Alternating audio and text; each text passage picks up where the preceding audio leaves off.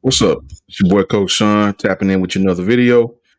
The NCAA and conferences agree on a revenue sharing settlement starting in 2025. Again, the NCAA and the conferences agree on a revenue sharing settlement starting in 2025. So here's the deal, real quickly. Let's dive in real quickly. I told you guys videos and videos ago that the SEC and the Big Ten, obviously, we know are the two most powerful football conferences in college football. Anytime you see these arch rivals doing business with one another, you know something coming down the pike. You know something's coming. I told you guys, just at least give it to the summer.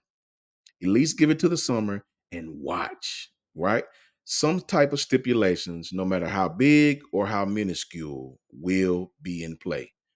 And we got our answer so far to start off. Here's the thing, man. The NCAA has been sued by practically everybody. These guys are in litigation on top of litigation on top of more litigation. These guys have been sued by parents, families, obviously athletes. These guys have been sued by the Attorney General of Virginia. These guys have been sued by the Attorney General of Tennessee, right? These guys, they just want to stay out of court, right? So when you talk about revenue sharing, the revenue sharing in college football has increased while the perks of playing college ball have most certainly not, right? So here's the thing. What is revenue sharing? Revenue sharing is the amount of monies and the structure by which monies come in from intercollegiate athletics, right? When you talk about a revenue sharing model, you're talking about sharing a huge piece of the pie with the athlete. And I'm all for it. I'm all for it. You're talking about house versus the NCAA. That's the case. House versus the NCAA. Look it up. This is why I'm for revenue sharing. If you allow revenue sharing and you allow all these athletes to get a bigger piece of the pie, guess what you can do at that point? You can control it. You can control it. Now, no more hibbity scotch, hip hop to the hibbity hibbity hop, 14 schools in 9 days. No, sir. That's over. Because if you opt in to revenue sharing and play college football in a revenue sport, now they can put guardrails, stipulations, and rules on it, right? Which is what they want, obviously. Now I'm all for kids getting the bag, and this way they can get the bag. Everybody wins. The kids get a bigger slice of the pie. The school get to keep their athletes, and the NCAA can stay far, far away. That rhyme, and I didn't even try to do it, right? The NCAA get their title of we're in charge back. In essence, though, they stay far, far away. They've agreed to this revenue sharing settlement or concept. Everybody wins. So what changes? What changes is this revenue sharing settlement will change the way schools operate their NILs and the way schools operate their collectives. Collectives, key word right there, collectives. Collectives. This way, with the revenue sharing settlement, collectives can actually be what the hell they say they are. Instead of bag people, collectives. Instead of being boosters and people that's donating frivolous money to s- getting athletes and purchasing athletes, now the collective can be the mediator.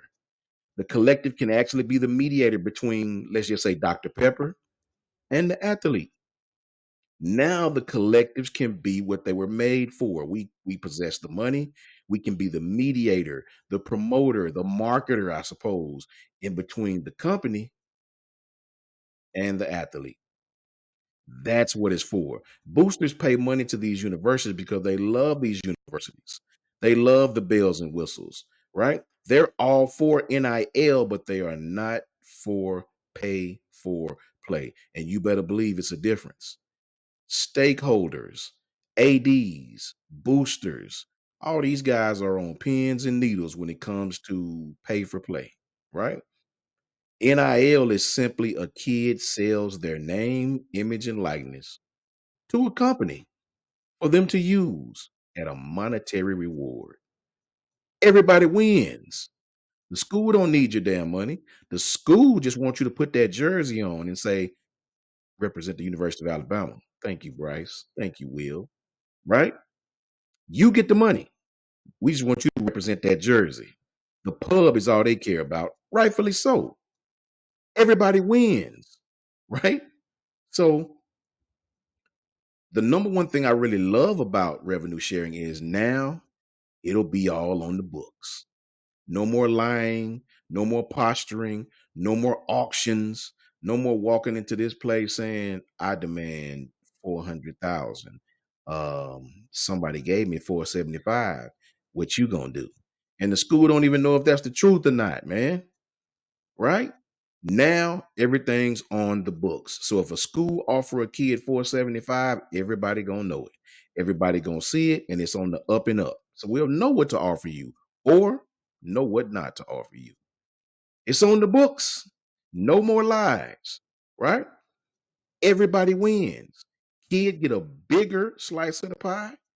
Schools get to keep their athlete, and the NCAA will be a la back in charge from far away.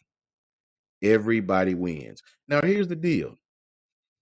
When you talk about revenue sharing, the NCAA is going to have some type of antitrust. Well, why, Coach Sean? Why would you want to protect them? I don't want to protect them, but I do think they need some type of antitrust because now all these worms are going to be, these can of worms are going to be open like Title IX. The young ladies deserve to be paid too, as they should, right? I watched college basketball with the young ladies between South Carolina and Iowa, bring in what 19,000 people in an arena. It was the most watched basketball game, of that whole college basketball playoffs, right? Or tournament, well, I guess it was. Um, Title IX will be involved. State to state equality. What do you mean by state to state equality, Coach Sean? State to state equality meaning this state can actually offer a kid a deal in the ninth grade, right? Where this state can't do that. Go ask Missouri. You know what I'm saying? You got to have state to state equality, man. You can't have one state being able to do things that another state can't, right? That's an automatic win for that state. So you got Title IX, you've got state to state equality, and the biggest thing, non-revenue generated sports. We can't have Jalen Milrow making no, excuse me, we can't have the third string swimmer making the same amount as Jalen Milrow. Does that make sense? Football pay the bills. Football is a revenue generated sport. We cannot have the third string swimmer making 1.2 million when nobody knows who you are, unfortunately, respectfully. So it's got to be even across the board. High value targets equals high value pay. Just like anything else, the engineer gonna make more than the entry level guy, right? But at least this way, everybody gets something. Everybody get a nice check. Revenue sharing. Revenue sharing. We're going to share the entire pie with the athletes. In return, we're going to put the rules on it. In return, the NCAA get its in charge moniker again. They get to stand at the top of the hill and wave their fists, right? So everybody wins, man. Everybody wins, right? I told you guys when the Big Ten and the SEC start linking up together, the commissioners have got something in their pocket. Revenue sharing has been something we've called for since the 90s, since the O'Bannons, right? All these college athletes, all these families, revenue sharing will stop a lot of this stuff because once that pie hit, you'll get a nice slice. We'll control it to the best we can. You get to transfer once, and each athlete get a nice fat check, right? The collectives can act as the promoter, the marketer between the company and the athlete. Everybody wins. In the NCAA, get to act like they're in charge again, right? Everybody wins. Now, tomorrow, I'm going to do a video with my guy, Ty Hayes. Shout out to Around the Table Sports. and we're gonna dive in with myself and Jay Meir and Coach Jay and a couple other guys. Man, we're gonna try to dive into this and really, really, really peel the layers back and see the pros and the cons, the ups, downs, left, rights of it all.